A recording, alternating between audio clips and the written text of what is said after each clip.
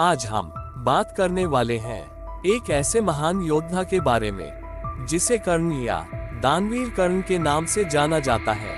उनकी किन किन बातों को हमें अपने जीवन में अपनाना चाहिए। कर्ण का जन्म एक बहुत ही असाधारण स्थिति में हुआ था। वह महारानी कुंती का पुत्र था जो सूर्य देव की कृपा से पैदा हुआ था। कुंती ने युवावस्था में बिना विवाह के कर्ण को जन्म दिया, लेकिन समाज के डर से उसे एक नदी में बहा दिया। कर्ण का पालन पोषण एक सारथी अधिरथ और उनकी पत्नी राधा ने किया। यद्यपि वह सूर्य पुत्र था, लेकिन समाज ने उसे सूत पुत्र कहकर नीचा दिखाया, क्योंकि उसे एक सारथी के रूप में बड़ा किया गया था। जब कर्ण ने श्रेष्ठ धनुर्धारी बनने का संकल्प लिया तो उसे शिक्षा प्राप्त करने में कठिनाइयों का सामना करना पड़ा। द्रोणाचार्य, जो पांडवों और कौरवों के गुरु थे, ने उसे नीची जाति का होने के कारण शिक्षा देने से मना कर दिया। इस अस्वीकृति के बाद कर्ण ने भगवान परशुराम से शिक्षा प्राप्त करने का निश्चय किया। परशुराम केवल क्षत्रियों को शिक्षा देते थे, इसलिए कर्ण ने खुद को ब्राह्मण बताकर उनसे शिक्षा ली। लेकिन एक घटना में परशुराम को कर्ण की सच्चाई का पता चला।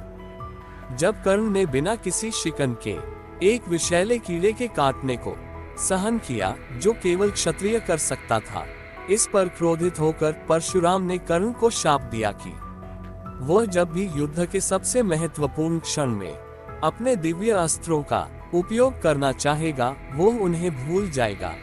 द्रौपदी स्वयंवर के दौरान जब कर्ण ने स्वयंवर में भाग लेने की इच्छा जाहिर की तो उसे अपमानित किया गया।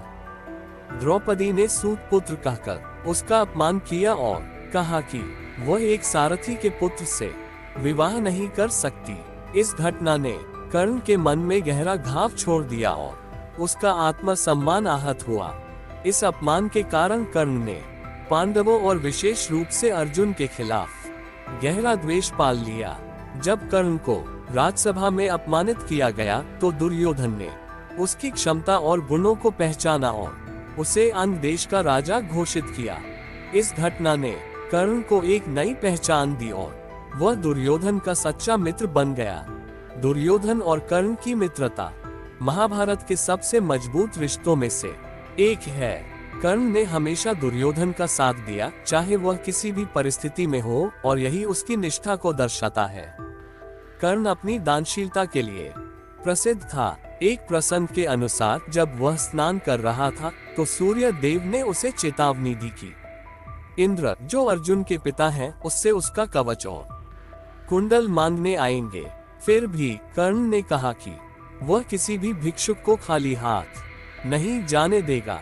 जब इंद्र ब्राह्मण का वेश धारण कर कर्ण से उसका कवच और कुंडल मांगने आए तो कर्ण ने बिना किसी हिचकिचाहट के उन्हें काटकर दे दिया, भले ही उसे पता था कि इनकी वजह से वह युद्ध में असुरक्षित हो जाएगा। इंद्र ने उसकी दानशीलता से प्रभावित होकर उसे शक्ति नामक अमोघ अस्त्र दिया, जिसे वह केवल एक बार ही उपयोग कर सकता था। महाभारत के युद्ध से पहले कुंती ने कर्ण को ये बताने के लिए संपर्क किया कि वह उसका सच्चा पुत्र है और उसे पांडवों का समर्थन करना चाहिए। कुंती ने उससे आग्रह किया कि वह युद्ध से पीछे हट जाए और अपने भाइयों का साथ दे, लेकिन कर्ण ने अपने जन्म की सच्चाई स्वीकार करने के बावजूद अपने धर्म को प्राथमिकता दी। उसने कुंती से वादा किया कि वह अर्जुन को छोड़कर किसी अन्य पांडव भाई को नुकसान नहीं पहुंचाएगा, लेकिन वह दुर्योधन का साथ नहीं छोड़ेगा। युद्ध के अंतिम दिन कर्ण और अर्जुन के बीच एक भयंकर युद्ध हुआ। युद्ध के दौरान कर्ण का रथ का पहिया जमीन में धंस गया और वह इसे निकालने के लिए नीचे उतरा। इसी समय उसे परशुराम का दिया हुआ शाप याद आया और जब वह अपने दिव्य अस्त्रों का स्मरण करना चाहता था तो वह उन्हें भूल गया।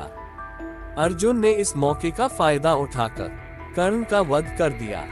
इस प्रकार कर्ण की मृत्यु उनके जीवन के शापों और कर्तव्यों के बीच के संघर्ष का अंत था।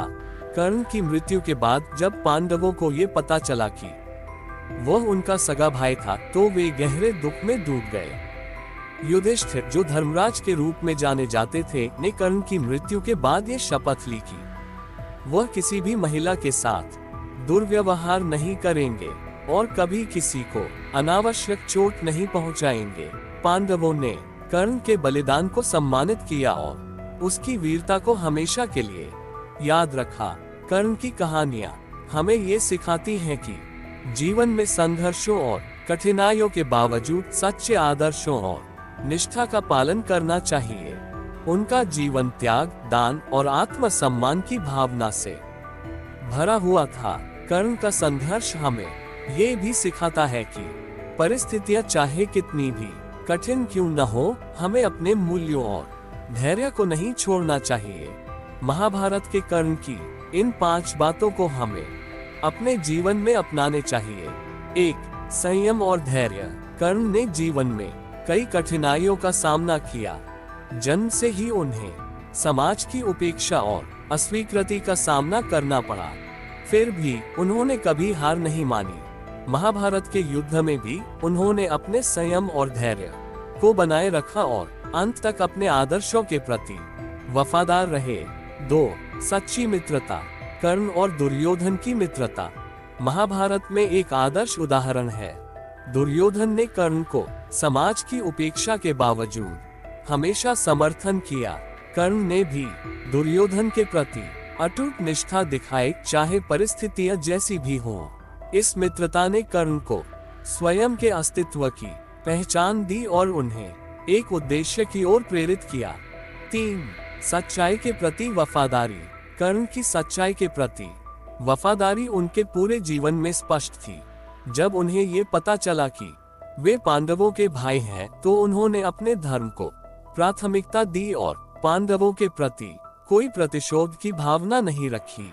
कर्ण ने हमेशा अपने वचन और आदर्शों के प्रति निष्ठा बनाए रखी, चाहे वह उनके व्यक्तिगत लाभ के खिलाफ क्यों न हो। 4. स्वयं की पहचान। कर्ण ने अपने जन्म के बारे में सच्चाई को स्वीकार किया, जो कि एक बड़ी सामाजिक चुनौती थी।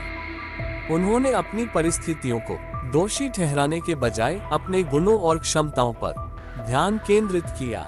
वे जानबूझकर अपने कौशल और सामर्थ्य को निखारते रहे, जैसे कि धनुर्विद्या में उनकी दक्षता, जो उन्हें महान योद्धा बनाती है। 5. सहानुभूति और दानशीलता। कर्ण की दानशीलता की कई कहानियां हैं। उन्होंने सदा जरूरतमंदों की मदद की और अपनी संपत्ति का अधिकांश हिस्सा दान में दिया। एक प्रसिद्ध घटना में जब भगवान कृष्ण ने कर्ण से उनके दान के बारे में पूछा, तो कर्ण ने बिना किसी हिचकिचाहट के अपनी संपत्ति दान करने की बात स्वीकार की। इस दानशीलता और सहानुभूति ने उन्हें एक आदर्श पात्र बना दिया।